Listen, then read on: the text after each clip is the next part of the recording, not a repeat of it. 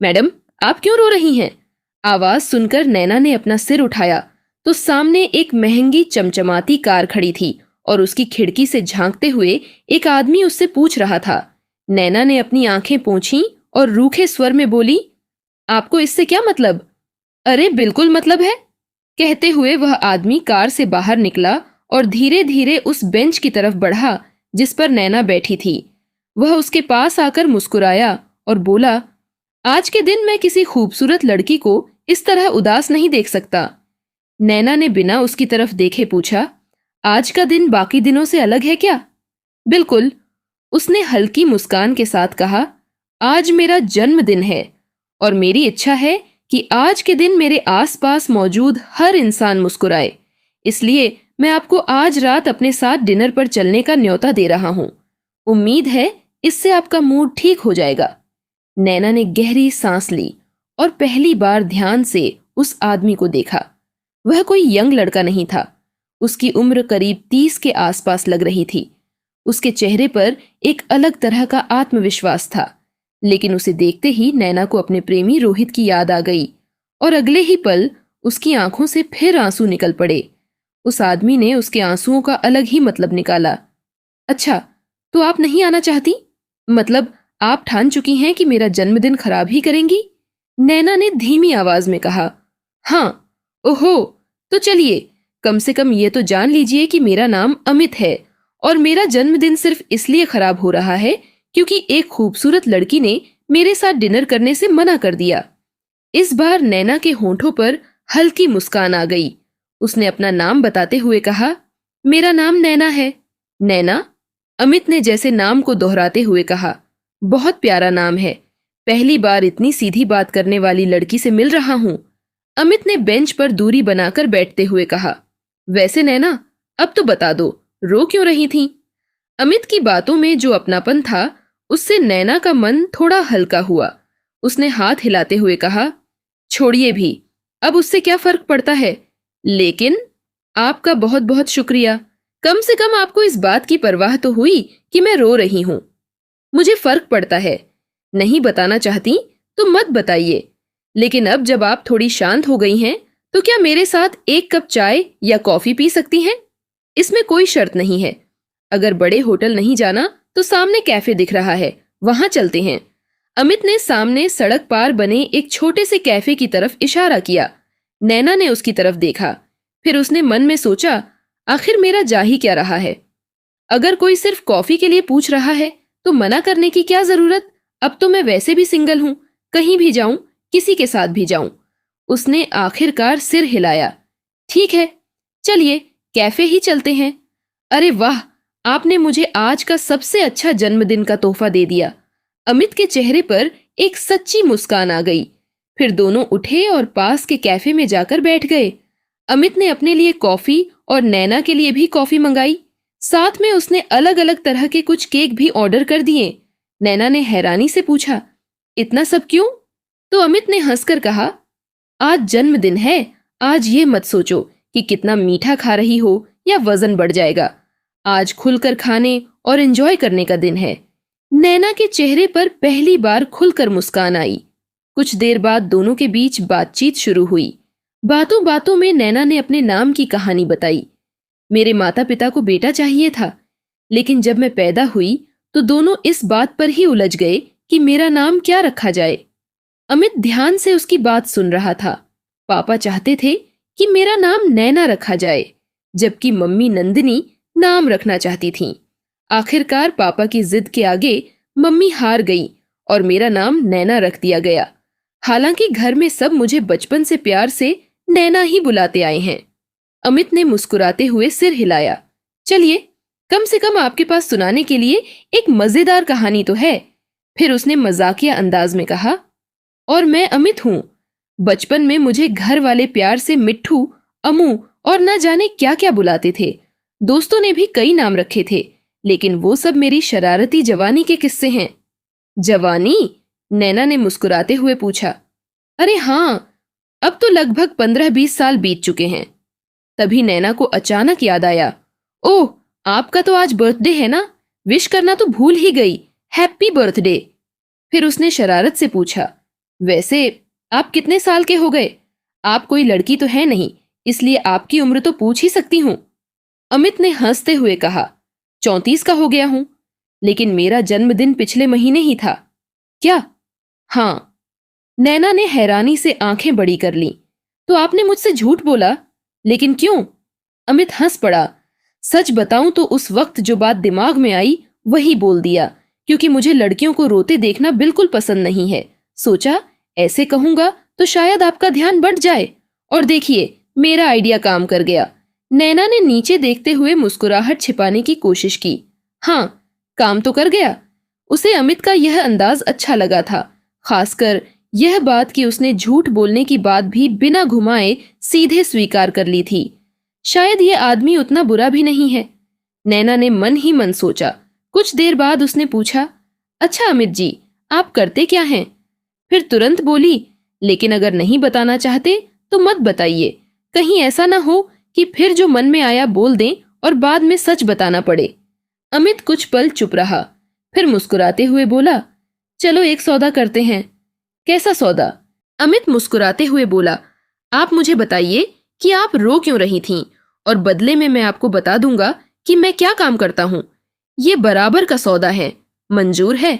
नैना ने तुरंत सिर हिला दिया, बिल्कुल नहीं। लेकिन क्यों? नैना तुरंत बोली, क्योंकि हम दोनों अभी इतने अच्छे से एक दूसरे को जानते भी नहीं हैं कि मैं अपना दिल खोलकर किसी अजनबी को सब कुछ बता दूं। अमित ने बिना बुरा माने सिर हिला दिया। ठीक है, तो मैं भी अभी नहीं बताऊंगा। फिर उसने मुस्कुराते हुए कहा, लेकिन उम्मीद है कि हमारी यह पहली मुलाकात आखिरी नहीं होगी। नैना ने कुछ सोचकर कहा, शायद नहीं। तो क्या आप मुझे अपना नंबर देंगी या अपने घर तक ड्रॉप करने की इजाजत देंगी? क्यों नहीं? नैना ने मुस्कुराते हुए कहा, नंबर भी दे दूंगी और साथ चलने भी दूंगी, लेकिन आपकी उस गाड़ी में नहीं। अरे, मेरी गाड़ी में क्या खराबी है भाई? अमित ने हैरान होकर पूछा। कोई खराबी नहीं है, आपकी कार बहुत अच्छी है, शायद काफी महंगी भी होगी, लेकिन। नैना कुछ पल रुकी, फिर बोली, अभी मुझे आप पर इतना भरोसा नहीं है कि मैं किसी अनजान आदमी की कार में बैठकर उसके साथ चली जाऊं। इस पर अमित ने तुरंत कहा, ठीक है, आपकी बात भी सही है। फिर वह मुस्कुराया, लेकिन अगर मैं आपको छोड़ना चाहता हूं तो मत छोड़िए। अमित हंस पड़ा, अरे, अभी से क्यों मना कर रही हैं? मैंने खुद कहा है कि आपको छोड़ूंगा, तो अपनी बात से पीछे हटना मेरी आदत नहीं है। उसने कुछ पल सोचा और फिर बोला, ठीक है, मेरी कार में नहीं, पर हम बस से तो चल ही सकते हैं। नैना उसकी तरफ देखकर मुस्कुरा दी। आप बस से जाएंगे? क्यों नहीं? अमित ने जेब टटोलते हुए कहा, बस एक दिक्कत है। नैना बोली, क्या? अमित ने मजाकिया अंदाज में बोला, मेरे पास बस का टिकट नहीं है। नैना ने शक की नजरों से देखा, तो अमित ने हंसते हुए कहा, जरा सोचो, मेरी उम्र में बिना टिकट बस में सफर करना थोड़ा अजीब लगेगा ना?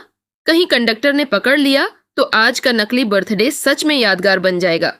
फिर अमित ने हंसते हुए पूछा, अच्छा, आजकल बसों में कंडक्टर होते भी हैं या नहीं? नैना ने सिर हिलाया, होते हैं ना, लेकिन टिकट चेक करने वाले, देने वाले नहीं, और टिकट बाहर दुकान से लेने पड़ते हैं। इसलिए चलिए, बस स्टॉप पर जो दुकान है वहां से टिकट खरीद लेंगे। एक टिकट नहीं, 2 ले लीजिए। अमित ने मुस्कुराते हुए कहा, मुझे अपनी गाड़ी तक वापस भी तो जाना पड़ेगा। नैना ने सिर हिलाकर कहा, हाँ, यह बात भी सही है। कुछ देर बाद जब अमित उसे उसके घर के पास छोड़ने आया तो दोनों दरवाजे के सामने खड़े थे। नैना ने उसे सिर्फ हाथ मिलने की इजाजत दी, लेकिन जैसे ही अमित उससे विदा लेकर चला गया, नैना के मन में एक अजीब सी उदासी महसूस होने लगी।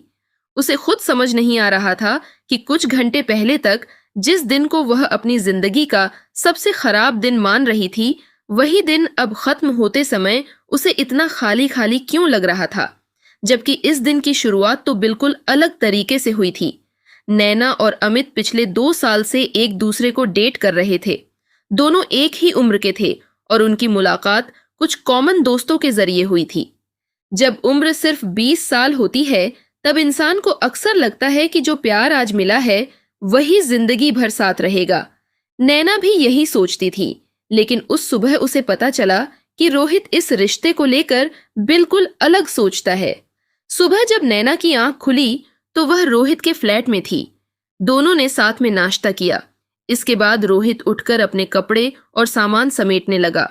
नैना को हैरानी हुई। उसे लगा था कि दोनों पूरा वीकेंड साथ बिताएंगे। वह अपने बाल ठीक करते हुए बोली, हम कहीं जाने वाले हैं क्या? रोहित ने मुस्कुराकर कहा, हाँ, मैं अपने माता पिता के घर जा रहा हूं और तुम अपने घर। फिर उसने नैना को प्यार से गले लगाया और उसके कान के पास धीरे से बोला, तुम घर चली जाना।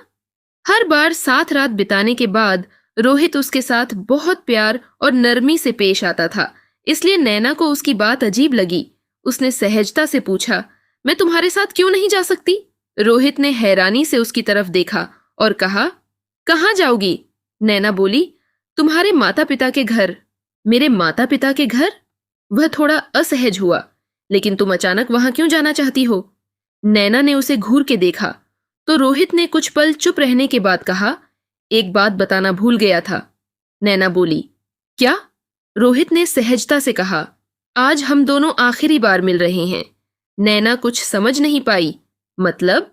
रोहित ने बिल्कुल सामान्य अंदाज में कहा, आज शाम मेरी ट्रेन है, मैं बेंगलोर जा रहा हूं। नैना के हाथ में पकड़ी कंघी वहीं हवा में ही थम गई। क्या? उसे विश्वास नहीं हुआ। तुम बेंगलोर जा रहे हो? हाँ। लेकिन तुमने मुझे बताया क्यों नहीं? रोहित ने कंधे उचका दिए। नैना के लिए यह खबर बहुत बड़ी थी। वह सोच भी नहीं सकती थी कि रोहित इतनी बड़ी बात उससे छिपा सकता है। लेकिन उसने खुद को संभालते हुए पूछा, कितने दिनों के लिए? रोहित कुछ पल सोचकर बोला, ठीक ठीक नहीं कह सकता। मतलब? देखो, जो कोर्स मैं करने जा रहा हूं वह कोर्स पूरे 4 साल का है। 4 साल? नैना हैरान होकर बेड पर बैठ गई। और मेरा क्या? तुम्हारा क्या मतलब? रोहित ने कंधे उचकाए। तुम यहीं रहोगी। हमने पिछले 2 साल बहुत अच्छे से बिताए, खूब एंजॉय किया। लेकिन अब वक्त आ गया है कि हम दोनों अपनी अपनी जिंदगी में आगे बढ़ें। नैना की आंखें भर आईं। क्या? वह उसे घूरती रही। और तुम इतनी आसानी से मुझे यह सब बता रहे हो? रोहित ने हैरानी से पूछा। तो और कैसे बताऊं? फिर उसने समझाने की कोशिश की। हमने शुरुआत में ही तय किया था कि हमारे रिश्ते में कोई बंधन नहीं होगा। हम दोनों अपनी अपनी जिंदगी जीने के लिए आजाद हैं। नैना बीच में टोकते हुए बोली, लेकिन इसका मतलब यह तो नहीं था कि तुम मुझे छोड़कर चले जाओगे। रोहित ने गहरी सांस लिया, फिर बोला, देखो, अब हम दोनों हजारों किलोमीटर दूर रहेंगे, इसलिए मैं तुमसे यह वादा नहीं कर सकता कि मैं वहां जाकर तुम्हारे प्रति वफादार रहूंगा, और मैं तुमसे भी ऐसी कोई उम्मीद नहीं करता। नैना उसे देखती रही। तुम जो चाहो कर सकती हो। मुझे तुम्हारे साथ बहुत मजा आया। शायद 4 साल बाद जब मैं वापस आऊंगा तो शायद हम फिर कभी मिलें, या शायद कभी न मिले। अभी मेरी जिंदगी ने मोड़ ले लिया है, सो इट्स ओवर। इसके बाद रोहित और भी बहुत कुछ कहता रहा, लेकिन नैना ने सुनना लगभग बंद कर दिया था। उसका दिल जैसे अंदर से टूट चुका था। वह किसी तरह अपने आंसुओं को रोकती रही, अपना सामान समेटा और कमरे से बाहर निकल गई। रोहित ने उसे कार से छोड़ने की पेशकश की तो नैना ने बिना उसकी तरफ देखे कहा, नहीं, मैं बस से चली जाऊंगी। फिर वह कुछ पल रुकी और बोली, सब खत्म हो गया ना? तो ठीक है, बाय। लेकिन जैसे ही वह रोहित की नजरों से दूर हुई, उसके कंधे कांपने लगे, आंसू लगातार बहने लगे। वह कुछ देर एक पेड़ के सहारे खड़ी रही, फिर किसी तरह बस स्टॉप तक पहुंची। बस का इंतजार करते हुए उसके दिमाग में पिछले 2 सालों की खूबसूरत यादें घूमने लगीं। पहली मुलाकात, साथ बिताए हुए दिन, छोटी छोटी खुशियां, रोहित की बातें, और फिर अचानक सब कुछ खत्म।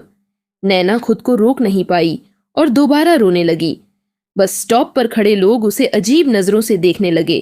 किसी की नजर में हैरानी थी तो किसी की नजर में नाराजगी। इन सब से नैना को और ज्यादा बुरा लगा। वह वहां से उठी और सड़क किनारे रखे बेंच पर जा बैठी, जहां लोगों की भीड़ नहीं थी। उसी बेंच पर बैठकर वह रोती रही, और तभी अमित की नजर उस पर पड़ी थी। इसके बाद नैना और अमित की मुलाकातें तेजी से बढ़ने लगीं। नैना ने कभी नहीं सोचा था कि वह अपने से 12 साल बड़े किसी आदमी से इतनी जल्दी प्रभावित हो सकती है। पहले जब वह अपनी उम्र की लड़कियों को उम्र दराज पुरुषों के साथ देखती थी तो सोचती थी, इतने अंकल टाइप लोगों से ये लड़कियां क्या बातें करती होंगी। लेकिन अब उसे अपनी सोच पर हंसी आती थी, क्योंकि अमित के साथ सिर्फ बातें करना ही अच्छा नहीं लगता था, बल्कि उसके साथ चुप बैठना भी अच्छा लगता था। कई बार दोनों कार में बैठे रहते और काफी देर तक कोई कुछ नहीं बोलता, लेकिन वह खामोशी नैना को बिल्कुल परेशान नहीं करती थी। और जब अमित बोलना शुरू करता तो नैना को उसकी बातें सुनना और भी अच्छा लगता। अमित को आज की युवा पीढ़ी के बारे में काफी जानकारी थी। उसे युवाओं की अलग अलग पसंद, नए ट्रेंड और इंटरनेट की भाषा तक पता थी। एक दिन नैना ने उससे पूछ ही लिया, आपको आजकल के युवाओं और उनके ट्रेंड के बारे में इतनी जानकारी कैसे है? अमित हंस पड़ा। मेरी कंपनी में ज्यादातर लोग युवा हैं। उनके साथ काम करना है तो थोड़ा बहुत उनके साथ कदम मिलाकर चलना ही पड़ता है। नैना को धीरे धीरे पता चला कि अमित एक कंसल्टिंग कंपनी चलाता है। शुरुआत में नैना को यह भी ठीक से समझ नहीं आया कि ऐसी कंपनी करती क्या है, लेकिन अमित की बातों से उसे पता चला कि उसकी कंपनी में बहुत सारे कंप्यूटर और सॉफ्टवेयर प्रोग्रामर्स काम करते थे। खास बात यह थी कि अमित सिर्फ बड़ी बड़ी डिग्रियां देखकर किसी को नौकरी नहीं देता था। एक दिन उसने नैना से कहा, टैलेंट पैसे देकर नहीं खरीदी जा सकती, इसलिए मैं अपनी कंपनी में लड़के लड़कियों को उनकी डिग्री देखकर नहीं बल्कि उनकी काबिलियत देखकर चुनता हूँ। नैना ने हैरानी से पूछा, लड़कियां भी प्रोग्रामिंग करती हैं? अमित हंस पड़ा। क्यों, तुम्हें लगता है कि सिर्फ लड़के ही अच्छे प्रोग्रामर हो सकते हैं? नहीं, मैंने ऐसा कब कहा? अमित मुस्कुराते हुए कहा। तो फिर ठीक है। फिर अमित ने नैना को बताया, मेरी टीम में कई लड़कियां हैं और उनमें से कुछ तो ऐसे कमाल का काम करती हैं कि बड़े बड़े डिग्री वाले लोग भी उनके सामने फीके पड़ जाए। इसीलिए मेरी कंपनी आज इस फील्ड में सबसे अच्छी कंपनियों में गिनी जाती है। एक दिन अमित ने नैना को अपनी कंपनी का ऑफिस भी बाहर से दिखाया। उस दिन दोनों शहर से बाहर पिकनिक के लिए जा रहे थे। रास्ते में एक बिजनेस सेंटर के पास से गुजरते हुए अमित ने अचानक गाड़ी धीमी कर दी। फिर उसने मुस्कुराते हुए पूछा, तुम गाड़ी में मेरा इंतजार करोगी? मुझे ऑफिस में थोड़ा सा काम है। नैना ने हैरानी से पूछा, तुम्हारा ऑफिस कहाँ है? अमित बोला, वो सामने जो बोर्ड दिखाई दे रहा है वही है, अग्रवाल कंसल्टिंग। फिर अमित ने सामने इशारा किया, तीसरी मंजिल पर हमारा ऑफिस है। नैना ने उत्सुकता में पूछा, कौन सा ऑफिस? पूरी तीसरी मंजिल हमारी है, अमित ने मुस्कुराकर नैना से कहा और अग्रवाल कंसल्टिंग के कांच के दरवाजे से अंदर चला गया।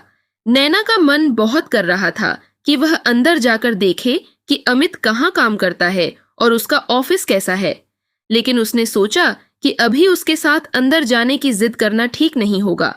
आखिर अमित उसे वहां किस रूप में सबसे मिलवाएगा?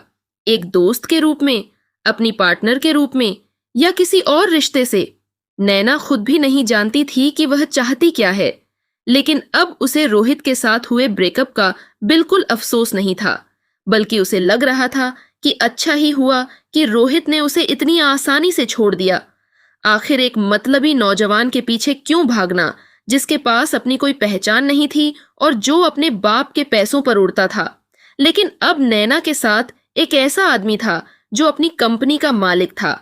उसकी गाड़ी, कपड़े, बातचीत और व्यवहार देखकर साफ पता चलता था कि अमित जिंदगी में काफी सफल हो चुका था। नैना अब इतनी खुश थी कि उसने अपने पुराने दुखों को लगभग पूरी तरह भुला दिया था। उसने अपने मन में अमित के साथ अपने आने वाले कल के हसीन सपने बुनने लगी थी। उसे लगता था कि शायद यही वह रिश्ता है जिसका इंतजार उसे हमेशा से था। लेकिन तभी अचानक उसकी सारी खुशियां एक झटके में जमीन पर आ गिरीं। प्रेगनेंसी टेस्ट किट पर 2 गहरी लाल लाइनें दिखाई दे रही थीं। नैना कुछ देर तक उस टेस्ट को बस घूरती रह गई। नैना को इससे पहले कुछ महसूस ही नहीं हुआ था। उसने तो बस अपनी पुरानी आदत के मुताबिक टेस्ट कर लिया था। रोहित के साथ जब वह रिलेशनशिप में थी तब भी वह डर के मारे ऐसे टेस्ट किया करती थी और हर बार रिपोर्ट नेगेटिव आती थी। लेकिन किस्मत का खेल देखिए, होना भी कब था। अब उसे अपनी आंखों पर विश्वास नहीं हो रहा था। वह गर्भवती थी। नैना के भीतर अचानक घबराहट फैल गई। अब क्या होगा? अमित और उसकी मुलाकात को अभी सिर्फ 1.5 महीना ही हुआ था। इतना समय जरूर था कि वह गर्भवती हो सकती थी। लेकिन अगर अमित ने सोचा कि उसने जानबूझकर ऐसा किया है, अगर उसे लगा कि नैना बच्चा पैदा करके उसे अपने साथ बांधना चाहती है, वह अमित को कैसे समझाएगी कि यह सब जानबूझकर नहीं हुआ? और तभी नैना के मन में एक और डर पैदा हुआ। कहीं यह उस आखिरी रात का नतीजा तो नहीं जो उसने रोहित के साथ बिताई थी? उसने कुछ पल के लिए आंखें बंद कर लीं। उसे याद आया कि उस रात उसे लगा था कि शायद रोहित ही उसका सच्चा प्यार है, पर शायद वही प्यार अब उसके लिए सजा बन गया था। नैना को अचानक जिंदगी की एक पुरानी बात याद आई। अच्छे वक्त के बाद कभी कभी इंसान को उसकी कीमत भी चुकानी पड़ती है। शायद अब उसकी जिंदगी उसी कीमत की मांग कर रही थी, लेकिन वह कीमत अमित के प्यार की थी या रोहित के साथ बिताई आखिरी रात की।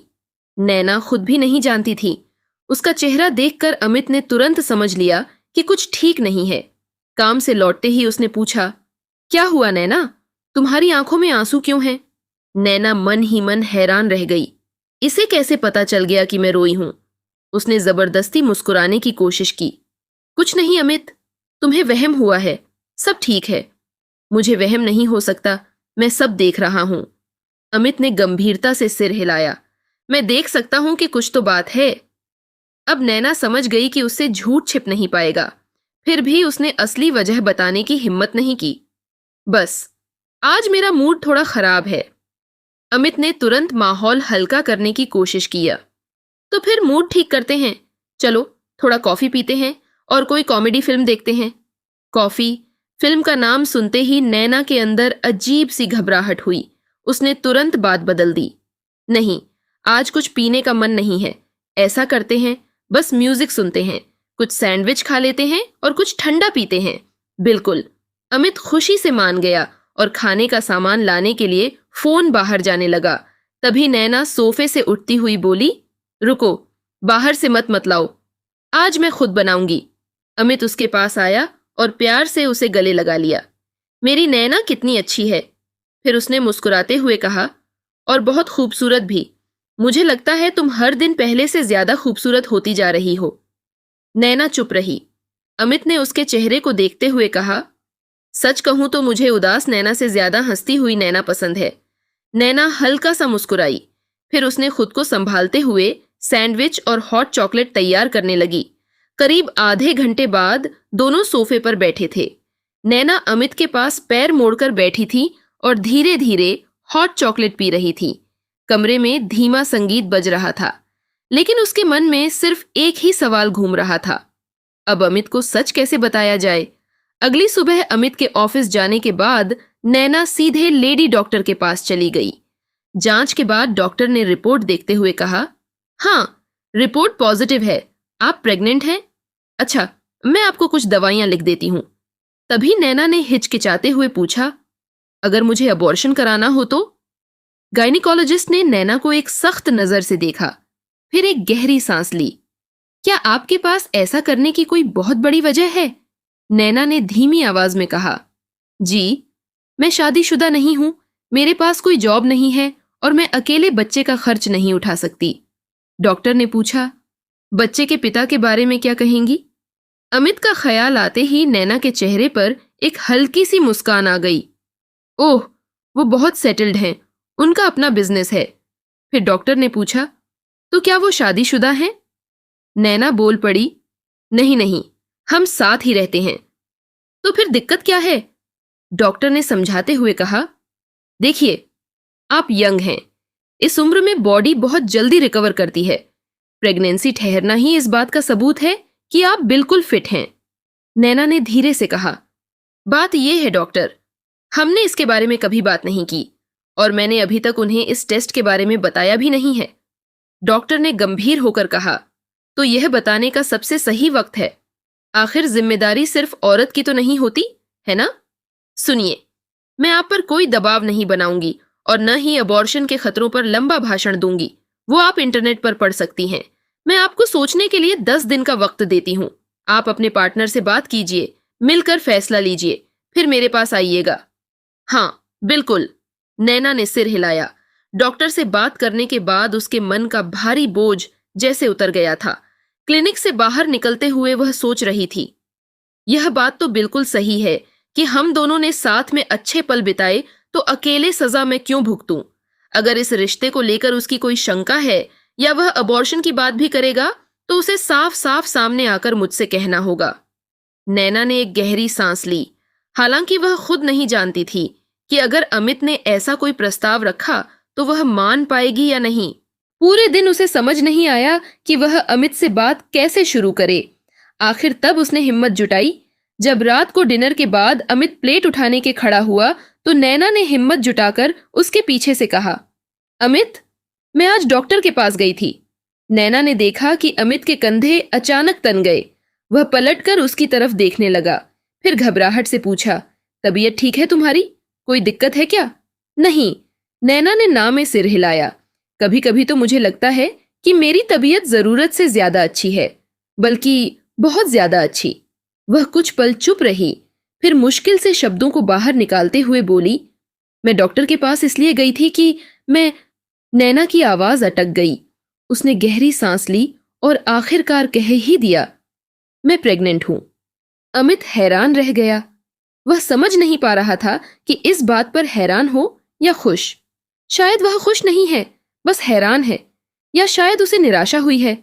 रात भर बिस्तर पर करवट बदलते हुए नैना यही सब सोचती रही और अमित की प्रतिक्रिया को याद करती रही। उस वक्त तो उसने बस अपनी बात सच साबित करने के लिए सिर हिला दिया था। कुछ देर बाद अमित ने हल्का सा गला साफ किया और पूछा, डॉक्टर ने क्या कहा?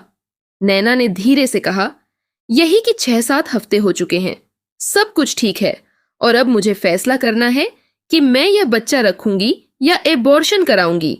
अमित धीरे से आकर सोफे पर बैठ गया। कुछ पल सोचने के बाद उसने पूछा, क्या तुम चाहती हो कि मैं तुम्हें बताऊं कि तुम्हें क्या करना चाहिए? नैना चुप रही। अमित ने आगे कहा, अगर सवाल यही है तो मेरा साफ कहना है कि तुम्हें बच्चा जरूर रखना चाहिए। वैसे भी 6-7 हफ्ते, ये वही वक्त है जब हम दोनों साथ थे। हालांकि आखिरी फैसला तुम्हारा ही होगा, तुम जो चाहो कर सकती हो, पर मेरी एक विनती है, कल शाम तक का वक्त मुझे सोचने के लिए दो, प्लीज। इतनी जल्दी कोई बड़ा फैसला मत लो। नैना ने धीमी आवाज में कहा, मैं तुम पर किसी बात के लिए दबाव नहीं डाल रही, मैं बस चाहती थी कि तुम्हें सच पता हो। उस रात नैना की आंखों में नींद नहीं थी। वह करवटें बदलती रहीं, यह सोचते हुए कि अमित की जो प्रतिक्रिया उसने सोची थी, हकीकत उससे बिल्कुल अलग निकली। एक पल उसे घबराहट होती कि कहीं अमित उसे छोड़ न दे, जैसे कुछ समय पहले रोहित ने किया था। फिर वह खुद को समझाती, नहीं, अमित वैसा बिल्कुल नहीं है, वह बच्चे को कभी नहीं ठुकराएगा। उसे लगता था कि अमित का खुशी से उछलकर प्रतिक्रिया न देना इस बात का संकेत है कि वह कोई भी फैसला सोच समझ कर लेता है। आखिर तभी तो वह इतना कामयाब बिजनेसमैन बना है। लेकिन तभी उसके मन में दूसरा सवाल उठता, तुम्हें कैसे पता कि वह रोहित जैसा नहीं है? और तुम्हें कैसे यकीन है कि यह बच्चा उसी का है? आखिर उसे तुम्हारी जरूरत ही क्या है? पहले प्रेग्नेंट लड़की और फिर बच्चे की जिम्मेदारी। उसके मन में आवाज उठी, तुम्हें तुरंत डॉक्टर के पास जाकर अबॉर्शन की बात कह देनी चाहिए। लेकिन उसी पल नैना खुद ही उस विचार का विरोध करने लगी। नहीं, मुझे बच्चे को जन्म देना चाहिए। अमित ने भी तो कहा है कि वह अबॉर्शन के खिलाफ है। फिर उसके मन में एक और बात आई, लेकिन उसने यह भी तो कहा है कि आखिरी फैसला सिर्फ मेरा होगा। इन्हीं उलझे हुए विचारों के बीच आखिरकार नैना को सुबह के समय नींद आई, इस तय के साथ कि दिन में वह डॉक्टर के पास जाएगी और अबॉर्शन करवाने की बात करेगी। सुबह जब उसकी आंख खुली तो अमित ऑफिस के लिए निकल चुका था। नैना का मन उदास हो गया। शायद सब कुछ साफ हो गया। वह बिना कुछ बोले भाग गया। फिर उसने खुद को ही डांटा, पागल लड़की, तुम उसके ही घर में हो, वह भला यहां से कहां भाग सकता है? जब नैना सुस्त कदमों से किचन में पहुंची तो फ्रिज पर चिपकी एक छोटी सी पर्ची पर उसकी नजर पड़ी। उस पर अमित की लिखावट में लिखा था, मेरी जान, तुम इतनी गहरी नींद में सो रही थी कि मैंने तुम्हें जगाना ठीक नहीं समझा। तुम्हारा दिन बहुत अच्छा बीते। शाम को तुमसे मिलने के लिए बेताब रहूंगा। I love you. कागज पर लिखी उन कुछ लाइनों ने नैना का दिल खुशियों से भर दिया। फिर क्या था, उसने डॉक्टर के पास जाने का अपना इरादा फिलहाल टाल दिया। उसने सोचा, आज कुछ बदलने वाला नहीं है। डॉक्टर ने मुझे 10 दिन का समय दिया है, अभी पूरा 1 हफ्ता बाकी है। देखते हैं शाम को क्या होता है। अमित आम तौर पर शाम को 6:15 या 6:30 बजे तक घर लौट आता था, लेकिन आज 7 बज चुके थे और 7:45 होने को आए। उसका कोई अता पता नहीं था। नैना ने मैसेज किया पर वह डिलीवर नहीं हुआ। धीरे धीरे उसके दिल में फिर से डर और निराशा बैठने लगी। कहीं ऐसा तो नहीं कि अभी कुछ लोग यहाँ आकर कहेंगे कि यह उनका घर है और अमित ने बहुत समय से किराया नहीं दिया। वह खुद ब खुद कोई बेतुकी कल्पना करने लगी। तभी अचानक दरवाजे के ताले में चाबी घूमने की हल्की सी आवाज सुनाई दी। नैना तुरंत दौड़कर बाहर आई। उसकी चीख निकलते निकलते बची। सामने अमित एक घुटने पर जमीन पर बैठा था। उसके हाथ में फूलों का एक खूबसूरत गुलदस्ता था। मुझसे शादी करोगी? उसने हाथ आगे बढ़ाते हुए एक छोटी सी अंगूठी की डिब्बी खोली। हम दोनों मिलकर हमारे इस बच्चे की परवरिश करेंगे। क्या तुम मेरा यह प्रपोजल स्वीकार करती हो? नैना की आंखें खुशी से चमक उठीं। उसने अमित के हाथ से डिब्बी ली, उसमें से अंगूठी निकालकर अपनी उंगली में पहन ली। हाँ, बिल्कुल। नैना ने सिर हिलाया और सीधे उसके गले से लिपट गई। अरे, पहले ये फूल तो रख लेने दो, अमित हंसते हुए बोला, क्योंकि गुलदस्ते की वजह से वह उसे ठीक से बाहों में नहीं भर पा रहा था। कहाँ रखूं?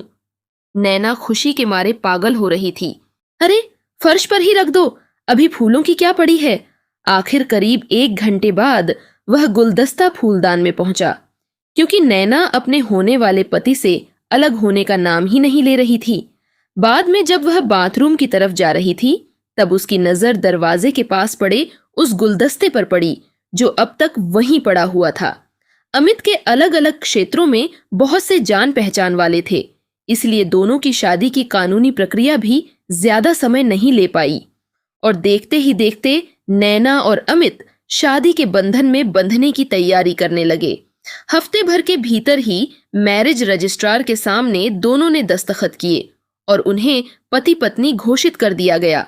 अमित चाहता था कि एक बहुत बड़ी और आलीशान शादी की पार्टी रखी जाए, लेकिन उसमें वक्त लगता और जब तक शादी की तारीख आती तब तक नैना का गर्भ छिपाना मुश्किल हो जाता। नहीं अमित, मैं ऐसा नहीं चाहती थी। नैना ने उदास होकर अपना सिर हिलाया। मैंने हमेशा सपना देखा था कि अपनी शादी में एक दुल्हन की तरह बिल्कुल परी जैसी लगूं, न कि एक प्रेग्नेंट औरत की तरह। ये तो गलत हो जाएगा ना। अमित आसानी से उसकी बात मान लिया। ठीक है, तो फिर एक काम करते हैं, हम अपनी शादी की पहली सालगिरह बहुत धूमधाम से मनाएंगे। तब तक हमारा बच्चा भी आ चुका होगा और तुम पहले से भी ज्यादा खूबसूरत लगोगी। और हाँ, हमारा छोटा सा मेहमान भी उस जश्न का हिस्सा बनेगा। बताओ, ये कैसा रहेगा? नैना खुशी से बोली। Thank you so much Amit, तुम मुझे जितने अच्छे से समझते हो उतना कोई नहीं समझ सकता। नैना खुशी से उछल पड़ी। उसे यह आइडिया बेहद पसंद आया था। कागजी कार्रवाई पूरी होने के बाद जब नैना का नाम आधिकारिक तौर पर नैना अमित शर्मा हो गया, तो वह पूरी शिद्दत से बच्चे के आने की तैयारियों में जुट गई। बेडरूम का एक कोना खाली करना था ताकि वहां बच्चे का झूला और कपड़ों की अलमारी रखी जा सके। इसके अलावा एक छोटी बेबी टब, एक बढ़िया ट्रॉली भी खरीदना था और कमरे में नया पेंट करवाकर उसे एकदम ताजा और सुंदर बनाना था। इन सब में काफी खर्चा होने वाला था, खासकर कमरे के मरम्मत और अच्छी ट्रॉली में। नैना को इस बात की चिंता होती थी कि उसे लगभग हर दिन छोटे बड़े खर्चों के लिए अमित से पैसे मांगने पड़ते हैं, लेकिन अमित हर बार उसे प्यार से समझाता। अरे नैना, अपनी प्यारी पत्नी और आने वाले बच्चे के लिए खर्च करने में मुझे कैसा सोचना। मेरे पास जो कुछ है वो तुम दोनों का ही तो है। एक दिन अमित ऑफिस से घर लौटा और नैना के सपाट पेट पर हाथ फेरते हुए प्यार से पूछा, हमारा बेटा कैसा है? नैना हंस पड़ी। तुम्हें कैसे पता कि बेटा ही होगा? तो और क्या होगी, मेरी प्यारी सी राजकुमारी। अमित ने आंखें बड़ी करके नाटक किया, फिर मुस्कुराया। अरे, लड़का हो या लड़की, क्या फर्क पड़ता है? सबसे बड़ी बात यह है कि यह हमारा बच्चा है। डॉक्टर ने बताया था कि अभी लगभग 2 महीने बाद होने वाले अल्ट्रासाउंड में बच्चे का लिंग पता चल सकता है और तब भी यह 100% निश्चित नहीं होगा। अमित बोला, कोई बात नहीं, हम इंतजार करेंगे, है ना छोटे नवाब? तब तक यह भी पता चल जाएगा कि हमारे घर में राजकुमार आने वाला है या राजकुमारी। घर और बच्चे की तैयारियों में नैना इतनी व्यस्त हो गई कि वह उस अल्ट्रासाउंड की तारीख लगभग भूल ही गई जिसमें बच्चे के बारे में ज्यादा जानकारी मिलनी थी। जब उसे अचानक याद आया और उसने अस्पताल में फोन किया तो रिसेप्शनिस्ट ने बताया कि दोपहर 2 बजे का सिर्फ एक आखिरी स्लॉट बचा है। ठीक है, नैना ने राहत की सांस लेते हुए कहा और सोचने लगी कि दिन के बीच में डॉक्टर के पास जाने के लिए बाकी काम कैसे संभाले जाए। सुबह उसने तय किया कि शहर के दूसरे छोर पर बने एक बड़े शॉपिंग मॉल में जाकर बच्चे की बेबी टब देखेगी। वहां एक मशहूर बेबी स्टोर था जिसकी बेबी टब की तारीफ नई नई माँ ने खूब करती थी। नैना भी आजकल माँ बनने से जुड़ी ऑनलाइन ग्रुप्स और चैट्स में काफी समय बिताने लगी थी। वह वहां मिलने वाली हर जानकारी को ऐसे ध्यान से पढ़ती थी जैसे कोई छात्र परीक्षा की तैयारी कर रहा हो। शाम को जब अमित घर आता तो नैना अपनी दिन भर की रिसर्च का सारा ज्ञान उस पर उड़ेल देती। अमित बस प्यार से मुस्कुराता और कहता, नैना, तुम इन फालतू की इंटरनेट की बातों पर इतना ध्यान क्यों देती हो? हमें अपना दिमाग इस्तेमाल करना चाहिए। इन अनजान और सनकी औरतों की बातें क्यों सुननी? अच्छा, और अगर कल को बच्चा होने के बाद मैं भी ऐसी ही सनकी बन गई तो? नैना चिढ़ाते हुए हंसती। तब भी तुम मेरी बात नहीं सुनोगे, अमित उसे चूमते हुए कहता। तब भी मैं तुमसे उतना ही प्यार करूंगा और पूरी कोशिश करूंगा कि मेरी पत्नी हमेशा की तरह समझदार, खूबसूरत और प्यारी बनी रहे। फिर भी नैना ने उन खास बेबी टब को अपनी आंखों से देखने का फैसला किया जिनकी ऑनलाइन ग्रुप्स में इतनी तारीफ होती थी। पहले बेबी टब देखूंगी, फिर क्लिनिक जाकर अल्ट्रासाउंड करवाऊंगी और उसके बाद घर के लिए एक अच्छी नाइट लैंप भी खरीद लूंगी। बेड के पास एक सुंदर नाइट लैंप रखना है ताकि बच्चे की नींद भी खराब न हो और रोशनी भी रहे। लेकिन जब नैना ने मॉल में जाकर वो बेबी टब और ट्रॉली देखी तो उसे बिल्कुल पसंद नहीं आई। वे काफी भारी भरकम थीं, रंग बड़े अजीब से थे और कीमतें तो आसमान छू रही थीं। हद है, सिर्फ ब्रांड के नाम पर इतने पैसे लुटाने का मेरा कोई इरादा नहीं है। टैक्सी में बैठकर क्लिनिक जाते हुए नैना ने मन ही मन सोचा, इससे बहुत सुंदर और सस्ती ट्रॉलियां तो मैंने लोकल मार्केट में देखी हैं। अमित को बताना पड़ेगा कि वह बिल्कुल सही कहता था। इंटरनेट की हर बात पर आंख बंद करके भरोसा नहीं करना चाहिए। रास्ते में भारी ट्रैफिक था और वह बार बार अपनी घड़ी देख रही थी। घड़ी की सुइयां तेजी से 1:50 की तरफ बढ़ रही थीं और नैना को लग रहा था कि क्लिनिक अभी भी बहुत दूर है। लेकिन किस्मत से अगले 5 मिनट में ही टैक्सी मेडिकल सेंटर के मुख्य द्वार पर रुक गई। नैना ने राहत की सांस ली। उसने ड्राइवर को पैसे दिए, धन्यवाद कहा और जल्दी से क्लिनिक के अंदर चली गई। वह रिसेप्शन डेस्क पर पहुंची, नमस्ते की और बोली, मेरा नाम नैना है, 2 बजे अल्ट्रासाउंड के लिए मेरी अपॉइंटमेंट है। रिसेप्शन पर बैठी लड़की ने मुस्कुराकर कंप्यूटर स्क्रीन की तरफ देखा। कुछ सेकंड तक कीबोर्ड चलाने के बाद उसने थोड़ी हैरान होकर नैना की तरफ देखा। मैडम, क्या आप अपना नाम दोबारा बता सकती हैं? नैना शर्मा, अमित शर्मा की वाइफ। नैना ने थोड़ा चिढ़कर कहा। उसे लड़की की धीमी गति पर गुस्सा आ रहा था। 2 बजे का अपॉइंटमेंट है? अरे, I am so sorry madam, लेकिन हमारे सिस्टम में दोपहर 2 बजे नैना शर्मा नाम से कोई अपॉइंटमेंट नहीं दिख रहा है। आपने कब बुक कराया था? कल ही तो कराया था। अच्छा, 1 मिनट रुकिए, मैं दोबारा चेक करती हूँ, लड़की ने दिखावटी मुस्कान के साथ कहा और कीबोर्ड पर उंगलियां चलाने लगी। नैना सामने खड़ी इंतजार करती रही। हर गुजरता सेकंड उसके धैर्य की परीक्षा ले रहा था। नैना बस रिसेप्शनिस्ट को टोकने ही वाली थी कि उस लड़की के चेहरे पर राहत के भाव आए। ओह, मिल गया, नैना अमित शर्मा, सही है ना? हाँ, बिल्कुल सही। अब बताइए।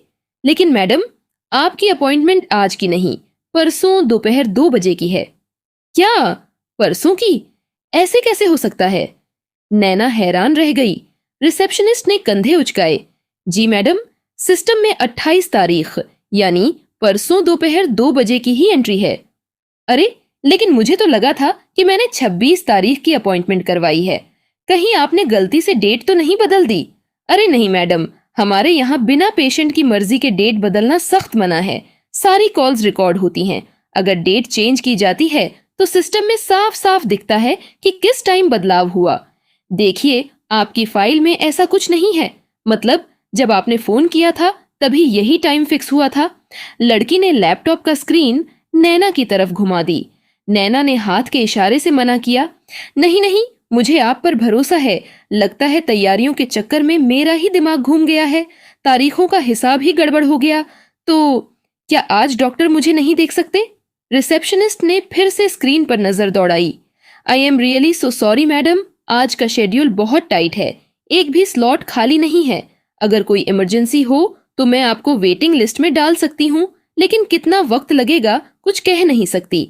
आपकी प्रेगनेंसी को देखते हुए मैं बाकी पेशेंट्स से रिक्वेस्ट कर सकती हूँ, पर आप खुद सोचिए, जो लोग अपनी बारी का इंतजार कर रहे हैं, अगर कोई अचानक आकर पहले चला जाए तो उन्हें कैसा लगेगा? हाँ, बुरा तो लगेगा। नैना ने लड़की की बात से सहमति जताई। वैसे भी मुझे कोई तकलीफ नहीं है, सब नॉर्मल है, मैं परसों ही आ जाऊंगी। अच्छा हुआ सब साफ हो गया, थैंक यू। समझदारी के लिए आपका बहुत बहुत शुक्रिया मैडम, ये लीजिए टॉफी खाइए। रिसेप्शनिस्ट ने टेबल पर रखी टॉफी की कटोरी आगे बढ़ा दी। नैना ने मुस्कुराकर 2 टॉफियां उठाईं और बाहर निकल आईं। अच्छा ही हुआ जो मैंने अमित को आज अल्ट्रासाउंड के बारे में नहीं बताया था। उसने राहत की सांस ली, वरना वो नतीजों का इंतजार करता और मैं बुद्धू बनकर कहती कि मैं तो तारीख ही भूल गई। भले ही वो हंसकर टाल देता, पर मुझे खुद बहुत शर्मिंदगी होती। अचानक उसके दिमाग में एक ख्याल आया, अब जब 2 घंटे का वक्त खाली मिल ही गया है तो क्यों ना अमित को एक सरप्राइज दिया जाए। उसके ऑफिस चलती हूँ, कह दूंगी कि रास्ते से गुजर रही थी तो मिलने आ गई। हालांकि मुझे घर के लिए नाइट लैंप भी खरीदना था, पर लैंप कौन सा भागा जा रहा है। नैना मन ही मन हंस पड़ी। उसने तुरंत ऑटो पकड़ लिया। कुछ ही देर बाद वह अमित के ऑफिस वाली बिल्डिंग के सामने थी। चेकिंग गेट से गुजरने के बाद नैना ने गार्ड से पूछा, अमित की कंपनी यही है ना? अमित कंसल्टिंग? जी मैडम, लिफ्ट से 3री मंजिल पर जाइए और दाईं तरफ मुड़ जाइए। गार्ड ने रोज की तरह सहजता से जवाब दिया। लिफ्ट से बाहर निकलते ही नैना की नजर कंपनी के बोर्ड पर पड़ी। उसका दिल अचानक तेज धड़कने लगा। तो आखिर आज मैं अमित की कंपनी अंदर से देख ही लूंगी। जब वह अंदर गई तो रिसेप्शन पर बैठी एक लड़की ने मुस्कुराकर पूछा, नमस्ते मैडम, आप किससे मिलना चाहती हैं? नैना ने हल्की मुस्कान के साथ कहा, आपके बॉस से। मैं उनकी वाइफ हूं। किसकी वाइफ? लड़की के चेहरे पर हवाइयां उड़ने लगीं। नैना ने सहजता से जवाब दिया, अमित शर्मा की। रिसेप्शनिस्ट ने तुरंत टेलीफोन उठाया और किसी नंबर डायल किया। सर, यहाँ अमित शर्मा की वाइफ आई हैं। कुछ पल सुनने के बाद उसने कहा, जी ठीक है। फिर वह अपनी कुर्सी से उठी। आइए मैम, मैं आपको अंदर ले चलती हूँ। नैना उसके पीछे पीछे चलने लगी। वे एक बहुत बड़े हॉल से होकर गुजरे, जहां दर्जनों यंग लड़के लड़कियां काम कर रहे थे। कोई कीबोर्ड पर तेजी से उंगलियां चला रहा था तो कोई फोन पर बात कर रहा था। पूरे हॉल में काम की एक अलग ही गूंज थी। नैना का सीना गर्व से चौड़ा हो गया। ये सारे लोग मेरे अमित के लिए काम करते हैं। रिसेप्शनिस्ट उसे एक अलग कमरे के बाहर ले आई, जहां 3 कुर्सियां रखी थीं। आप प्लीज यहां बैठिए, मैं अभी आती हूँ। उस दरवाजे पर एक बोर्ड लगा था, मुख्य निदेशक रोहित वर्मा। रिसेप्शनिस्ट दरवाजा खोलकर अंदर चली गई। नैना कुर्सी पर बैठ गई, लेकिन उसके मन में सवाल उठने लगा, ये रोहित वर्मा कौन है? मुझे इसके केबिन के बाहर क्यों बिठाया गया है? अमित का ऑफिस कहाँ है? उधर उसी समय शहर के दूसरे हिस्से में एक युवक अपने लैपटॉप के सामने बैठा था। उसके पिता हाथ में कुछ कागज लिए कमरे में दाखिल हुए। रोहित, ये क्या है? युवक ने लैपटॉप स्क्रीन से नजर हटाए बिना पूछा। क्या हुआ? पिता ने कागज उसकी तरफ बढ़ाए। तुम्हारे क्रेडिट कार्ड से किए गए खर्चों की स्टेटमेंट मेरे पास आई है। रोहित ने लापरवाही से पूछा, कितने पैसे खर्च किए हैं? इससे आपको क्या फर्क पड़ता है पापा? क्या मतलब है तुम्हारा? अरे यार पापा, दोस्तों के साथ थोड़ा घूमने फिरने और मौज मस्ती में पैसे खर्च किए हैं। तुम्हें इस रकम का अंदाजा भी है? इतने पैसे कहाँ उड़ा दिए तुमने? रोहित ने बेफिक्री से कहा। अरे यार पापा, थोड़ा दोस्तों के साथ पार्टी की थी, और फिर नैना से दूर जाने से पहले उसे थोड़ा मनाना भी तो था। ब्रेकअप गिफ्ट वगैरह देना पड़ता है ना, इन सब चीजों में खर्चे तो होते ही हैं। उन्होंने गुस्से में कहा। खर्चे होते हैं, लेकिन इतने खर्चे? तुमने आज तक अपनी जिंदगी में 1 रुपया तक नहीं कमाया है, और पैसे ऐसे बहा रहे हो जैसे बाप के पास कुबेर का खजाना हो। रोहित ने बहस किया। आपने ही तो कहा था कि पहले पढ़ाई पूरी करो, फिर कमाने की सोचना। पढ़ाई? पढ़ाई शब्द सुनते ही उसके पिता का पड़ा चढ़ गया। जिस 3rd क्लास कॉलेज में तुम अभी जा रहे हो उसे पढ़ाई नहीं कहते, सिर्फ पैसे उड़ाने का ठिकाना कहते हैं। अब मेरे सब्र का बांध टूट चुका है। तुम्हारी मम्मी चाहे कुछ भी कहे, लेकिन मैंने तय कर लिया है कि तुम्हें किसी अच्छे कॉलेज में भेजूंगा, उस बेकार कॉलेज में नहीं जहां अभी तुम्हारा एडमिशन हुआ है। रोहित ने बेरुखी से कहा, ठीक है पापा। लेकिन उसकी नजर अब भी लैपटॉप के स्क्रीन पर थी। वह किसी गेम में व्यस्त था। ये देखकर उसके पिता का गुस्सा और बढ़ गया। रोहित, स्क्रीन से नजर हटाओ और मेरी बात ध्यान से सुनो, उन्होंने ऊंची आवाज में कहा। रोहित ने एक गहरी सांस लिया, गेम पॉज किया और कुर्सी पर घूम गया। क्या बात है पापा? उन्होंने कहा। जब तुम्हारे पिता तुमसे बात कर रहा हो तो खड़े होकर बात करो। लंबा चौड़ा रोहित अपनी कुर्सी से उठा तो वह अपने पिता से लगभग 1 सिर ऊंचा निकला। उसके पिता को उससे ठीक से बात करने के लिए थोड़ा पीछे हटना पड़ा। मैं आज ही तुम्हारी माँ से कहूंगा कि बेंगलोर में तुम्हारे लिए अच्छे पढ़ाई के कॉलेज के बारे में पता करें, समझे? जी पापा, रोहित ने सिर झुकाते हुए कहा और अपनी मुस्कान छिपा लिया। और सुनो, अब मैं तुम्हारे कोई भी खर्चे नहीं उठाऊंगा। अगले महीने से तुम्हारे रहने खाने का खर्च भी खुद देखना, समझे? रोहित ने फिर चुपचाप सिर हिला दिया। चलो, बात खत्म। अब मैं तुम्हारी मम्मी से बात करता हूँ। पापा के कमरे से बाहर निकलते ही रोहित ने राहत की सांस लिया और वापस गेम खेलने बैठ गया। पिता की धमकियों का उस पर कोई खास असर नहीं हुआ था। उसे पूरा भरोसा था कि उसके पिता चाहे जितनी भी योजना बना लें, उसकी माँ उसे दूर दराज शहर भेजने की इजाजत नहीं देगी। आखिर वह उनका इकलौता बेटा जो था। रोहित मन ही मन हंसा, लेकिन मन में वह सोच भी रहा था कि काश पापा उसे सच में बाहर भेज दें। वहां पेरेंट्स की चिक-चिक से दूर आजादी मिलेगी, कोई रोकने टोकने वाला नहीं होगा। लेकिन रोहित का अंदाजा गलत निकला। हफ्ते भर बाद ही उसके पापा ने उसे सीधे अपने ऑफिस अग्रवाल कंसल्टिंग में बुला लिया। हाय काव्या, रोहित ने रिसेप्शन पर बैठी लड़की को आंख मारते हुए कहा। पापा अंदर हैं? काव्या ने मुस्कुराकर कहा। हाँ रोहित, तुम्हारा ही इंतजार कर रहे हैं। रोहित उसे पसंद करता था, लेकिन उस लड़की को अपनी नौकरी ज्यादा प्यारी थी, इसलिए मालिक के बेटे की तरफ से होने वाली हर कोशिश को वह शुरू से ही टालती आई थी। रोहित ने शरारत से पूछा, पापा अकेले हैं? काव्या ने रहस्यमयी अंदाज में कहा। नहीं, और भी कोई है, खुद जाकर देख लो। उसने इंटरकॉम का बटन दबाया। राजीव सर, रोहित सर आ गए हैं, अंदर से आवाज आई। उसे अंदर भेजो। रोहित जब केबिन में घुसा तो सामने अपनी मम्मी को देखकर हैरान रह गया। ओहो, आज तो कोई बड़ा ड्रामा होने वाला है। तभी उसके पिता ने सीधे मुद्दे पर आते हुए कहा, बैठो बेटा, मैंने और तुम्हारी माँ ने बहुत सोच विचार किया है। हमें लगता है कि अब तुम्हें बाहर जाकर पढ़ाई करनी चाहिए। सच में? रोहित की आंखें चमक उठीं। मेरी तो किस्मत खुल गई। उसके पिता ने उसकी खुशी पर कोई प्रतिक्रिया नहीं दिया। हाँ, लेकिन बिल्कुल वैसे नहीं जैसे तुम सोच रहे हो। रोहित चुप हो गया। उसके पापा ने उसकी खुशी पर पानी फेरते हुए कहा, वहां अनुशासन बहुत सख्त होगा। हॉस्टल और कैंपस के नियम कड़े होंगे। बाहर जाने के लिए स्पेशल परमिशन लगेगी। और सबसे बड़ी बात, मैं तुम्हें सीधे जेब खर्च के पैसे नहीं भेजूंगा। सारे पैसे वहां के ट्रस्टी बोर्ड को ट्रांसफर होंगे और वे तुम्हें महीने का सीमित पॉकेट मनी देंगे। वैसे भी तुम्हारे रहने खाने का सारा खर्चा मैं उठा ही रहा हूँ।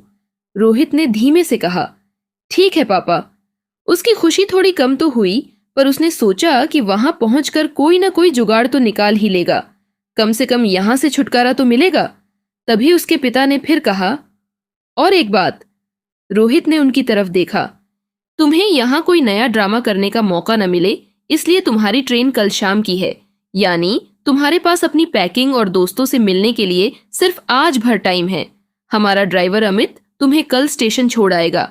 ठीक है, मुझे मंजूर है। तो क्या मैं नैना से आखिरी बार मिलने जा सकता हूँ?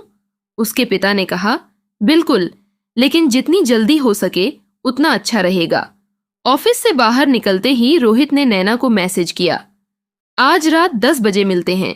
इसका मतलब था कि वह रात 10 बजे अपने फ्लैट पर नैना का इंतजार करेगा, उसके साथ एक आखिरी रात बिताएगा और सुबह उसे बताएगा कि वह 4 साल के लिए यह शहर छोड़कर जा रहा है।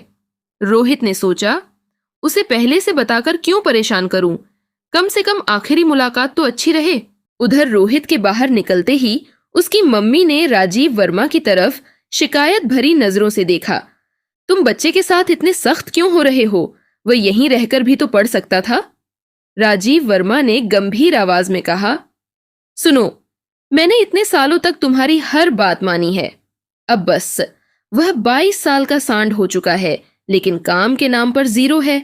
बहुत पैसे उड़ाता है और जिम्मेदारी नाम की कोई चीज नहीं है उसमें। जिस कॉलेज में वह जा रहा था वह सिर्फ टाइम पास था, लेकिन अब मुझे उम्मीद है कि वहां की सख्ती उसे अनुशासन सिखाएगी। पर वो अभी बच्चा है, तुम इतने कठोर कैसे हो सकते हो? बच्चा? राजीव वर्मा थोड़ा चिल्लाए। मुझसे 2 इंच लंबा है वो। इस उम्र में लोग बाप बन जाते हैं, अपनी गृहस्थी संभालते हैं, और रोहित दिन भर लैपटॉप पर गेम खेलता है और उस नैना नाम की लड़की के साथ घूमता रहता है। इसके अलावा उसकी जिंदगी में क्या है? तुम बताओ, मैं अपनी इतनी बड़ी कंपनी किसके भरोसे छोड़ूं? वो तो इसे 2 दिन में डुबो देगा। इसलिए पहले उसे इंसान बनने दो, खुद के पैरों पर खड़ा होने दो, फिर देखेंगे। यानी तुमने सब खुद ही तय कर लिया, हमारी कोई राय नहीं? पत्नी की आवाज में नाराजगी थी। हाँ, क्योंकि मैं इस परिवार का मुखिया हूँ। तुम दोनों की जिम्मेदारियां और खर्चे मैं उठाता हूँ, इसलिए फैसले भी मैं ही लूंगा। राजीव वर्मा ने धोटूक लहजे में कहा। उनकी पत्नी गुस्से में कुर्सी से उठी और केबिन का दरवाजा बंद करती हुई बाहर निकल गई। राजीव वर्मा ने पीछे से आवाज दिया, बात अभी खत्म नहीं हुई है। पर उन्होंने सोचा कि इस वक्त और बहस करना ठीक नहीं। फिर राजीव वर्मा ने गहरी सांस ली और इंटरकॉम का बटन दबाया। काव्या, जरा अमित को फोन लगाओ और कहो कि मुझे उससे बहुत जरूरी बात करनी है। उसे तुरंत मेरे केबिन में भेजो। जी सर, काव्या की आवाज गूंजी। कंपनी के मैनेजिंग डायरेक्टर राजीव वर्मा कुर्सी से टिककर बैठ गए। उन्हें अपने फैसले पर थोड़ा शक तो हो रहा था, पर उनके पास कोई दूसरा रास्ता नहीं था।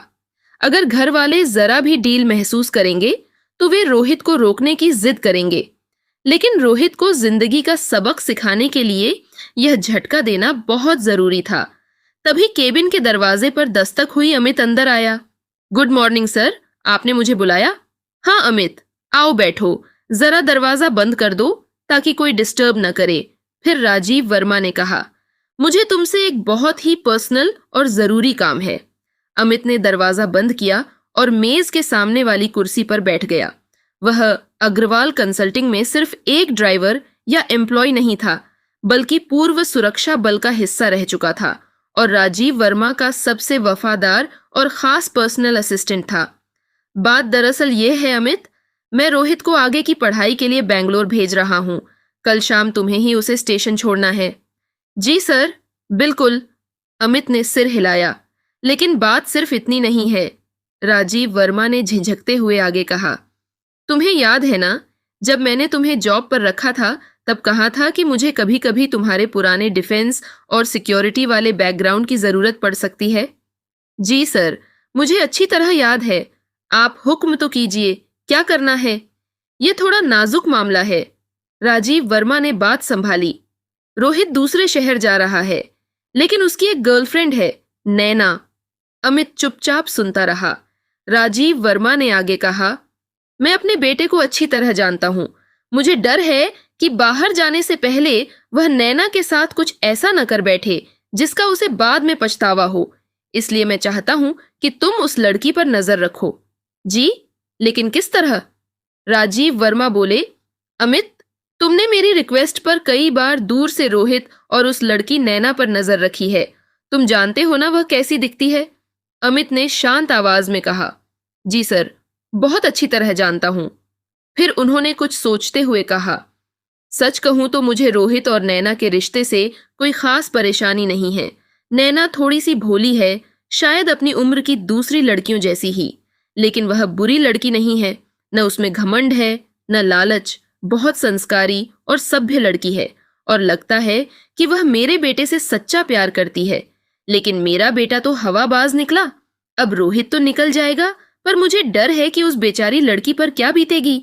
अगर धोखे के गम में वह कोई गलत कदम उठा ले तो मैं जिंदगी भर खुद को माफ नहीं कर पाऊंगा। तो मुझे क्या करना होगा सर? अमित ने सीधे मुद्दे की बात पूछी। उन्होंने कहा, कल सुबह जब रोहित उसे छोड़कर निकलेगा तो तुम्हें नैना पर दूर से नजर रखनी है।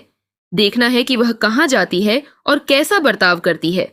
अगर तुम्हें लगे कि वह बहुत ज्यादा टूट चुकी है या घबराई हुई है तो उसके पास जाना। वह तुम्हें पहचानती तो है नहीं। एक हमदर्द बनकर, एक इंसान और एक मर्द के नाते उसका हौसला बढ़ाना। क्या तुम यह कर सकते हो? अमित ने पूरी गंभीरता से राजीव वर्मा की आंखों में देखते हुए कहा, जी सर, मैं कर सकता हूं। गुड। मेरी गाड़ी तुम्हारे पास ही रहेगी। उसे ब्रेकअप के गम से बाहर निकालने की कोशिश करना। अगर तुम्हें लगे कि उसे अभी भी सहारे की जरूरत है तो उसे अपनी तरफ से चाय, कॉफी या लंच पर ले जाना। तुम समझदार हो, समझ जाओगे कि क्या करना है। जी सर, पर मैं रोहित जितना छोटा तो नहीं हूं। अरे, फिर भी तुम मुझसे तो छोटे ही हो। उन बच्चों की मानसिकता तुम मुझसे बेहतर समझते हो।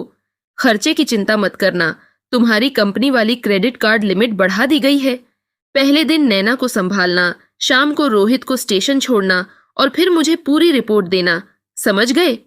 अमित ने उठते हुए कहा, जी सर, बिल्कुल समझ गया। मैं आपकी दी गई इस जिम्मेदारी को बहुत ही ईमानदारी से निभाऊंगा। और यही वह राज था।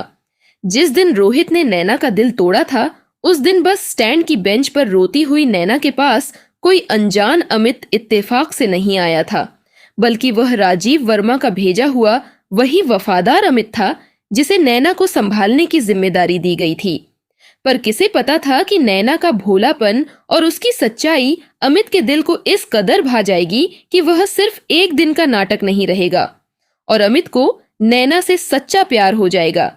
जिस लड़की को राजीव वर्मा अपने बेपरवाह बेटे रोहित की पत्नी कभी नहीं बना सके, उसी नैना को अमित ने अपनी इज्जत, अपना नाम और अपना जीवन साथी बना लिया था।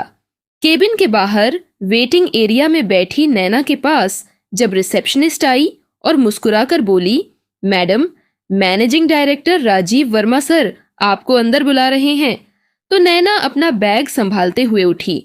उसकी उंगली में अमित की दी हुई डायमंड रिंग चमक रही थी।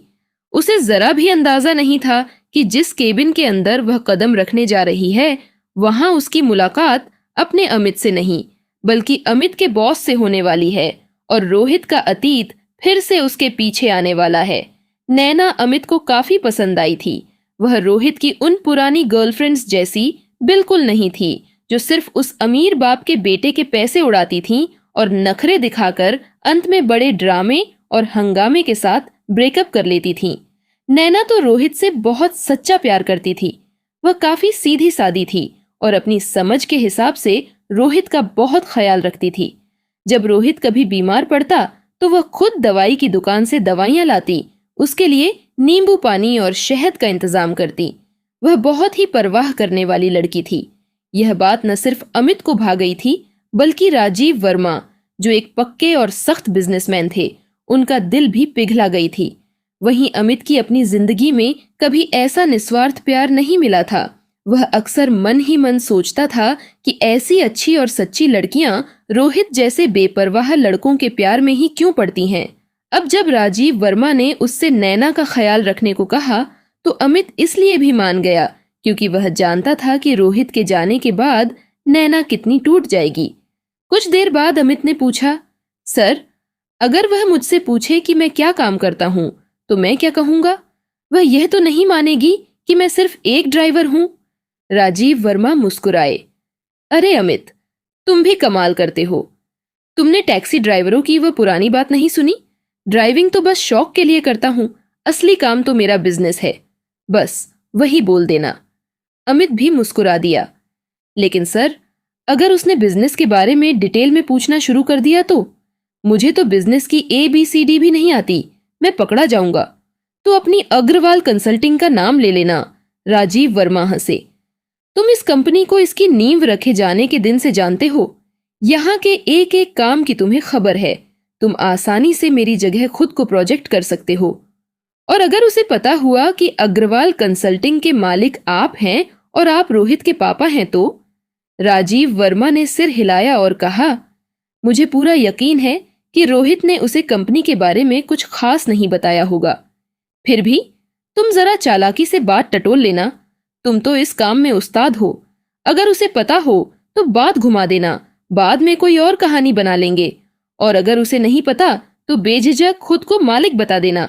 गाड़ी और क्रेडिट कार्ड तो तुम्हारे पास हैं ही, और मुझे हर दिन की रिपोर्ट देने की जरूरत नहीं है। अगले हफ्ते के आखिर में आकर मिलना। लेकिन अगले एक हफ्ते में जो हुआ उसकी कल्पना न तो राजीव वर्मा ने की थी और न ही खुद अमित ने। नैना का सहारा बनते बनते, उसका उतरा हुआ चेहरा खिलाते खिलाते अमित को उससे सच्चा और गहरा प्यार हो गया।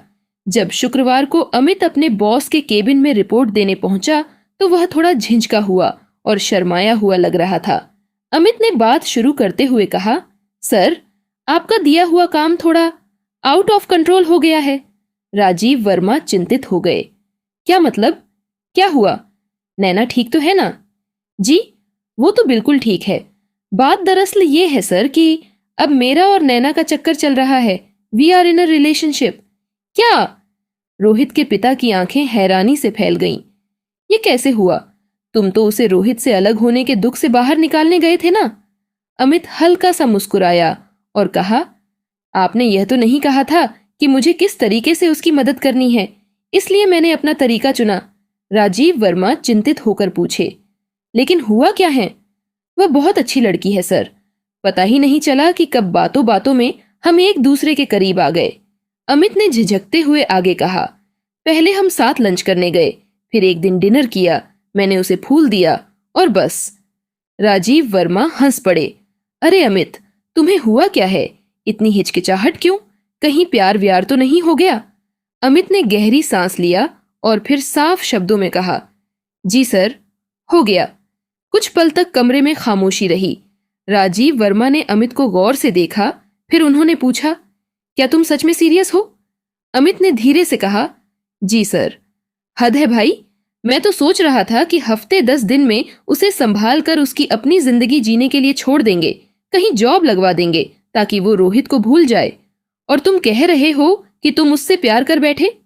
अमित ने मुस्कुराते हुए कंधे उचका दिए। दिल पर किसी का जोर थोड़े ही चलता है सर। फिर उसने मजाकिया अंदाज में कहा, और वैसे भी नैना की देखभाल करने के लिए आपने ही मुझे भेजा था।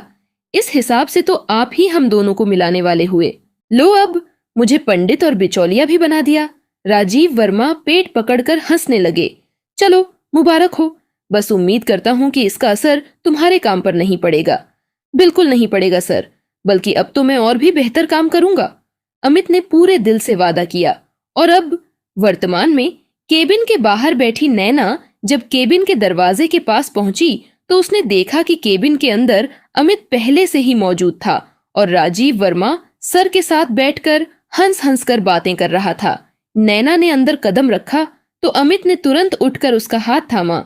आओ नैना, इनसे मिलो, ये है राजीव वर्मा सर, मेरे बॉस, मेरी कंपनी के असल चेयरमैन और रोहित के पापा।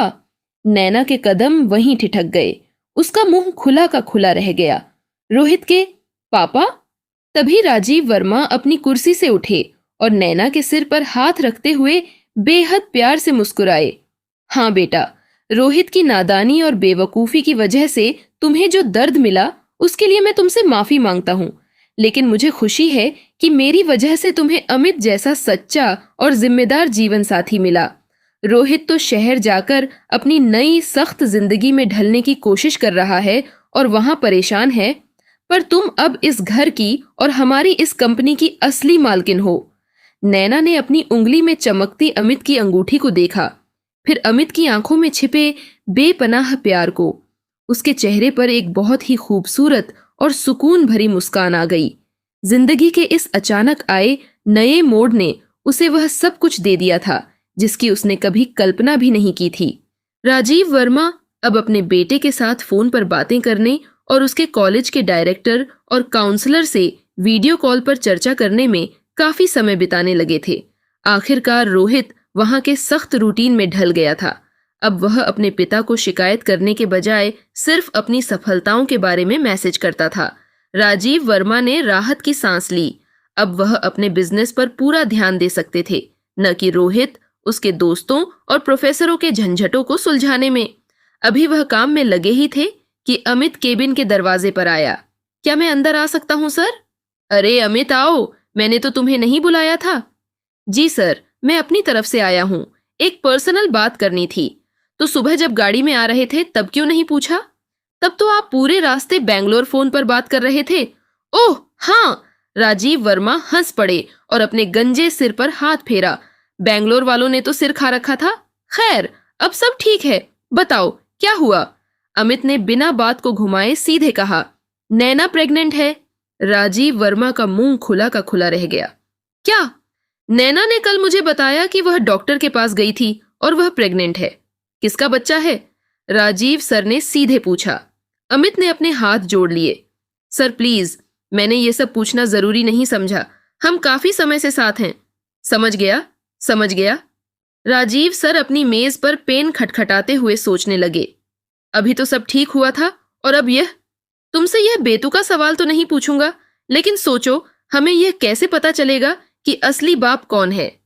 अमित ने दृढ़ता से सिर हिलाया। नहीं सर, मैं उससे सच्चा प्यार करता हूँ और इसलिए यह सब नहीं जानना चाहता। ये मेरा बच्चा है। मैं बस आपको यह बताने आया था कि मैं नैना से शादी करने जा रहा हूँ और उसे यह भी बताने वाला हूँ कि मैं असल में कौन हूँ, आपका पीए और ड्राइवर, न कि इस कंपनी का मालिक। रुको, इतनी जल्दबाजी मत करो। जल्दबाजी क्यों न करूं सर? वह प्रेग्नेंट है। डर के मारे कोई गलत कदम उठा सकती है या अबॉर्शन करा सकती है, लेकिन मैं ऐसा नहीं होने दूंगा। राजीव वर्मा ने समझाया। अरे शादी करो, खुशी खुशी रहो। मैं सच बताने के लिए मना थोड़ी कर रहा हूँ। बस अभी मत बताओ, शादी के बाद बताना। अमित बोला, इससे क्या फर्क पड़ेगा सर? सुरक्षा के लिए। सोचो, अगर उसे पता चला कि तुम कोई बिजनेसमैन नहीं बल्कि सिर्फ एक पर्सनल असिस्टेंट हो तो क्या होगा?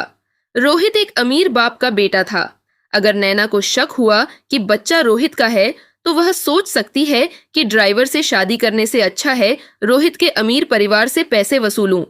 मैं यह नहीं कह रहा कि नैना ऐसी है, पर ऐसी संभावना तो है ना। रोहित तो गैर जिम्मेदार है ही, इसलिए सच बताने में थोड़ा सब्र रखो। बाद में सही मौका देखकर बताएंगे। पर सर, ये धोखा होगा। अरे भाई, तुम तो ऐसे बोल रहे हो जैसे कोई छोटे बच्चे हो। इसे अंडरकवर काम समझो, जैसे तुम अपने पुराने डिफेंस के दिनों में करते थे। पहले शादी हो जाने दो, सब सेटल होने दो, फिर बताएंगे। इस पर अमित ने पूछा, और अगर मैं नौकरी छोड़ दूं तो? बिल्कुल छोड़ दो। राजीव वर्मा ने हाथ फैलाए। मुझे दुख तो होगा, पर फिर तुम अपनी पत्नी और बच्चे को कैसे पालोगे? मैं तुम्हें इतनी अच्छी सैलरी देता हूँ, या फिर ऑटो चलाओगे? और वैसे भी नैना को कैसे पता चलेगा कि तुम मालिक हो या असिस्टेंट? तुम अग्रवाल कंसल्टिंग में काम तो करते ही हो ना, इसलिए डरो मत, सब ठीक होगा। अमित केबिन से बाहर निकला। उसे नैना के लिए अंगूठी और फूल खरीदने जाना था। पार्किंग में जाकर वह अपनी गाड़ी में बैठा और सीधे ज्वेलर्स की दुकान की तरफ निकल गया। अब वर्तमान समय में उधर उसी समय नैना अग्रवाल कंसल्टिंग के ऑफिस के बाहर कुर्सी पर बैठी थी। वह रिसेप्शन के आसपास का माहौल देख रही थी। तभी केबिन का दरवाजा खुला और सेक्रेटरी बाहर आई। मैम आइए, साहब आपसे मिलना चाहते हैं।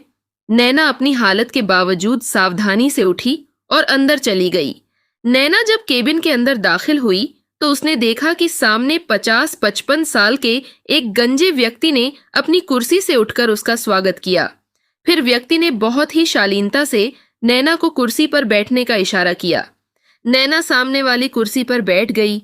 फिर उसने कहा, मैं असल में अपने पति अमित से मिलने आई थी। अमित? वह रुक गई, फिर बोली, मेरा मतलब अमित से है। मुझे बताया गया था कि वह इसी कंपनी में है।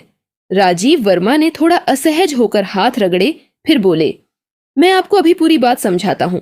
नैना ध्यान से उनकी तरफ देखने लगी। मेरा नाम राजीव वर्मा है। शायद ये नाम आपको कुछ याद दिलाए? नहीं, नैना ने सिर हिलाया। हम पहले कभी नहीं मिले। राजीव वर्मा ने धीरे से कहा, आप मुझे नहीं जानती, लेकिन मैं आपके बारे में बहुत कुछ जानता हूँ। नैना के चेहरे पर हैरानी उभर आई। मेरे बारे में? हाँ। फिर उन्होंने कुछ पल रुककर कहा, मैं रोहित का पिता हूं। नैना का दिल एक पल के लिए धड़कना भूल गया। वह चौंक कर कुर्सी के हथों को पकड़ बैठी। कौन सा रोहित? उसने घबराहट में पूछा, हालांकि वह अच्छी तरह जानती थी कि वह किसकी बात कर रहे हैं। राजीव वर्मा ने दुख भरे स्वर में कहा, वही रोहित जिसने कुछ महीने पहले तुम्हारा दिल तोड़ा था। और यह जो अमित है, जिसे तुम इस कंपनी का मालिक समझती रही हो, वह असल में मेरी कंपनी में मेरा सबसे भरोसेमंद पर्सनल असिस्टेंट और मेरा ड्राइवर है। इतना सुनते ही नैना के पैरों तले जमीन खिसक गई। उसकी आंखों के सामने सब कुछ घूमने लगा। तभी दरवाजे से अमित अंदर आया। उसके हाथ में पानी का गिलास था। उसने नैना की हालत देखी तो तुरंत गिलास टेबल पर रखा और नैना के घुटनों के पास बैठकर उसका हाथ थाम लिया। नैना, मेरी बात सुनो। अमित की आवाज में तड़प और सच्चाई थी। मैंने तुमसे झूठ बोला, मुझे माफ कर दो। जिस दिन रोहित तुम्हें छोड़कर गया था, सर ने मुझे तुम्हारा ध्यान रखने के लिए भेजा था, ताकि तुम गम में कोई गलत कदम न उठा लो। मुझे सिर्फ एक दिन के लिए तुम्हारे पास भेजा गया था। अमित ने नैना की आंखों में देखा, जिनमें आंसू तैर रहे थे। लेकिन जब मैंने तुमसे बात की, तुम्हारी मासूमियत देखी, तो मुझे तुमसे प्यार हो गया। मैं तुम्हें खोना नहीं चाहता था नैना। मुझे डर था कि अगर तुम्हें पता चलेगा कि मैं रोहित के पापा का ड्राइवर हूं, तो तुम मुझसे दूर चली जाओगी। गाड़ी, कपड़े, ये रुतबा सब सर का दिया हुआ था। लेकिन तुम्हारे लिए मेरा प्यार, वो 100% सच्चा था और आज भी है। केबिन में कुछ पलों के लिए गहरी खामोशी छा गई। नैना ने अपनी कांपती उंगलियों से अमित के चेहरे को छुआ। उसने अमित की आंखों में झांका, जहां कोई छल नहीं, सिर्फ बेपनाह मोहब्बत और पछतावा था। फिर उसने अपनी उंगली में पहनी अंगूठी को देखा, उस सड़क की बेंच को याद किया, उस कैफे की चाय को याद किया और उस रात को जब अमित ने बिना किसी शर्त के उसका हाथ थामा था। फिर नैना ने एक गहरी सांस ली और उसके आंसुओं में से एक हल्की सी मुस्कान फूट पड़ी। तुमने मुझसे झूठ बोला अमित, पर तुमने मुझे धोखा नहीं दिया। नैना ने रुंधे गले से कहा। रोहित ने मुझे बड़ी बड़ी बातें और अमीरियत दी थी, पर प्यार नहीं दिया। तुमने मुझे झूठी पहचान दी, पर सच्चा प्यार, सम्मान और एक परिवार दिया। राजीव वर्मा ने आगे बढ़कर अमित के कंधे पर हाथ रखा और कहा, नैना बेटा, अमित भले ही मेरी कंपनी का मालिक न हो, पर यह इंसान सोने का है। और अब जब तुम दोनों शादी कर चुके हो, तो यह बच्चा सिर्फ अमित का नहीं, बल्कि इस कंपनी का वारिस है। आज से अमित सिर्फ मेरा असिस्टेंट नहीं, बल्कि मेरी कंपनी का शेयर होल्डर भी है। नैना ने अमित का हाथ कसकर पकड़ लिया। पुरानी कड़वी यादें, रोहित का दिया धोखा और वो सारा डर पल भर में हवा हो गया। नैना ने अमित की छाती पर अपना सिर रख दिया, क्योंकि उसे मालूम था कि रास्ते चाहे कितने भी उलझे हुए क्यों न रहे हों, उसकी जिंदगी का यह नया मोड़ उसे सबसे सुरक्षित और खूबसूरत मंजिल पर ले आया था। एक सुबह अमित बिना नाश्ता किए ऑफिस के लिए निकल गया। जब नैना उठी और फ्रेश होकर किचन में गई, तो किचन में कुछ भी नहीं था। उसे लगा अमित किसी टेंशन में है। यह सोचकर वह ऑटो ली और सीधे उसके ऑफिस अग्रवाल कंसल्टिंग पहुंच गई। जब राजीव वर्मा ने उसे देखा तो नम्रता से बोले, सच कहूं तो मुझे भी उम्मीद नहीं थी कि आप इस तरह अचानक आ जाएंगी। चाय या कॉफी पिएंगी? नहीं शुक्रिया। क्या आप बताएंगे कि मेरे पति कहाँ हैं? बिल्कुल, राजीव वर्मा ने सिर हिलाया। अमित अभी मेरे कहने पर हमारे एक बिजनेस पार्टनर को लेने एयरपोर्ट गया हुआ है। बस आता ही होगा। आप यहीं बैठकर उसका इंतजार कर सकती हैं। आपके कहने पर? नैना ने हैरान होकर बात दोहराई, क्योंकि उसे समझ नहीं आ रहा था कि चल क्या रहा है। हाँ, दरअसल मैं आपसे इसी सिलसिले में बात करना चाहता था। तभी अमित की गाड़ी में फोन की घंटी बजी। उसने लाउडस्पीकर ऑन किया। हाँ काव्या? अमित जी, एयरपोर्ट से लौटकर सीधे राजीव सर के केबिन में आ जाना, सेक्रेटरी ने कहा। ठीक है काव्या, आता हूँ। अमित ने फोन काटा और मेहमान को होटल छोड़कर सीधे ऑफिस की तरफ निकल पड़ा। ऑफिस पहुंचते ही उसने काव्या से पूछा, सब ठीक तो है ना? काव्या ने मुस्कुराकर कहा, आपकी वाइफ आई हुई है। क्या? नैना? अमित के होश उड़ गए। वो कहाँ है? सर के केबिन में। हे भगवान! अमित बड़बड़ाया और तेजी से केबिन की तरफ दौड़ा। उसी पल केबिन के अंदर बात हो रही थी। तो आपका मतलब है कि मैं एक जेनेटिक DNA टेस्ट करवाऊं, ताकि यह पता चल सके कि बच्चे का बाप कौन है? नैना ने राजीव वर्मा की पूरी बात सुनकर कड़े स्वर में पूछा। लेकिन मुझे समझ नहीं आ रहा कि इसका क्या मतलब है। मान लीजिए टेस्ट में यह आता है कि बच्चे का बाप मेरा पति अमित, जो आपका ड्राइवर है, वह न होकर आपका बेटा रोहित निकलता है, तो उससे क्या बदल जाएगा? फैसला आपका होगा। राजीव वर्मा ने हाथ फैलाए। आप चाहें तो अमित से तलाक ले सकती हैं। रोहित आपसे शादी तो नहीं करेगा, पर मैं उसे मजबूर करूंगा कि वह इस बच्चे को अपना नाम दे, और आपको कानूनी रूप से और मेरी तरफ से हर महीने इतना पैसा मिलेगा कि आपकी पूरी जिंदगी ऐश से कटेगी। आप मुझे खरीदने की कोशिश कर रहे हैं? नैना की आंखों में गुस्सा चमक उठा। अरे नहीं, बात सिर्फ इतनी है कि यह बच्चा मेरा पोता या पोती होगा। अगर रोहित इसका बाप साबित होता है तो मेरा पूरा परिवार इस बच्चे की परवरिश की जिम्मेदारी उठाएगा। आपको कभी किसी चीज की कमी नहीं होगी। शर्त बस इतनी है कि आपको अमित से अलग होना पड़ेगा। आप समझदार लड़की हैं, जरा ठंडे दिमाग से सोचिए। नैना ने सीधे उनकी आंखों में आंखें डालकर कहा, समझदार होने का मतलब क्या? आपके हिसाब से यह है कि मैं अपने सीधे साधे पति को छोड़कर आपकी खैरात पर पलने वाली एक अकेली माँ बन जाऊं? आप मुझे एक हंसते खेलते परिवार के बदले में अकेलापन और पैसा ऑफर कर रहे हैं।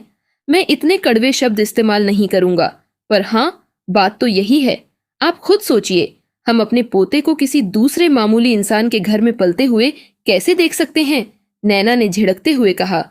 वह इंसान मामूली नहीं, मेरा पति है। अमित मेरा पति है और मैं सिर्फ इसलिए उससे तलाक नहीं लूंगी क्योंकि आपको लगता है कि मेरे पेट में पल रहा बच्चा आपके खानदान का है। मैं ऐसा सोचूंगी भी नहीं। ठीक उसी वक्त दरवाजा खुला और अमित हाँपते हुए अंदर घुसा। राजीव सर, नैना। अरे अमित, आओ आओ। राजीव वर्मा ने उसे बुलाया। हम तुम्हारे और नैना के आने वाले कल के बारे में ही बात कर रहे थे। हम अपने बारे में इनके साथ बात नहीं करेंगे और मेरा जवाब ना है ना, कहकर नैना कुर्सी से उठ गई। राजीव वर्मा हैरान रह गए। अमित समझ ही नहीं पा रहा था कि दोनों के बीच क्या खिचड़ी पक रही है। तभी नैना अमित की तरफ मुड़ी और बोली, अमित, मुझे पता चल चुका है कि तुम अग्रवाल कंसल्टिंग के मालिक नहीं बल्कि इनके पर्सनल ड्राइवर हो। याद है उस दिन इन्होंने अपनी कंपनी में पार्टनरशिप के बारे जो बातें कहा वह सब हवाबाजी थी, और ऊपर से तुम्हारे ये बॉस साहब मुझे ऑफर दे रहे हैं कि मैं डीएनए टेस्ट करवाऊं और तुमसे तलाक ले लूं ताकि ये मुझे अपने बेटे रोहित के नाम का पैसा दे सके। अमित का चेहरा उतर गया। उसने अपने बॉस की तरफ देखा। सर, आपने ये सब क्यों कहा? उस दिन हमारी क्या बात हुई थी? अरे अमित, तुम समझे नहीं। राजीव वर्मा ने सफाई देनी चाहिए, लेकिन नैना ने अमित का हाथ थामते हुए कहा, मुझे खुशी है कि सच सामने आ गया अमित। मैं तुम्हें एक सरप्राइज देने आई थी, पर यहाँ मुझे ही इतने सरप्राइज मिल गए कि मेरा सिर घूम रहा है। चलो घर चलते हैं। हाँ नैना, चलो। अमित ने अपने बॉस की तरफ एक सख्त नजर डाली और बिना इजाजत का इंतजार किए अपनी पत्नी का हाथ पकड़कर बाहर निकल गया। 9 महीने बाद अस्पताल के मैटरनिटी वार्ड का दरवाजा खुला। नैना थकी हुई थी, लेकिन उसकी आंखों में एक अनोखी चमक थी। उसके पीछे पीछे नर्स आ रही थी, जिसके हाथों में कपड़ों में लिपटा एक छोटा सा बच्चा था। बधाई हो अमित जी, ये लीजिए आपका बेटा। नर्स ने मुस्कुराते हुए बच्चा अमित की गोद में दे दिया। अमित ने कांपते हाथों से उस नन्हे बच्चे को संभाला। नैना ने बच्चे के चेहरे से कपड़ा थोड़ा हटाया। मिलो अमित, यह अंश है, तुम्हारा बेटा, और अंश ये तुम्हारे पापा हैं। अरे वाह, कितना प्यारा है ये, बिल्कुल तुम्हारी तरह। नैना मुस्कुराई। और तुम्हारी तरह भी। दोनों कुछ पल अपने बच्चे को देखते रहे, फिर वे अस्पताल से बाहर आए। अमित ने बाहर खड़ी अपनी कार की तरफ देखा और मुस्कुराया। नैना की नजर भी कार पर पड़ी। अरे वाह, तुमने कार भी बदल ली। अमित हंस पड़ा। सिर्फ कार नहीं, नौकरी भी बदल ली। उसने अपनी जेब से नया आईडी कार्ड निकाला और नैना को दिखाया, जिस पर लिखा था अमित शर्मा, कैब ड्राइवर। अब मैं किसी की जी हजूरी नहीं करता, अपनी गाड़ी का खुद मालिक हूं। नैना ने अमित के बालों को प्यार से सहलाया।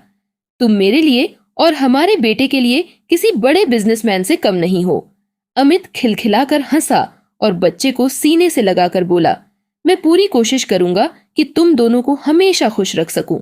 नैना मुस्कुराई और दोनों अपने छोटे से परिवार के साथ घर की ओर चल पड़े। उसकी जिंदगी का यह सफर भले ही आंसुओं से शुरू हुआ था, पर आज वह दुनिया की सबसे खुशहाल पत्नी और माँ थी।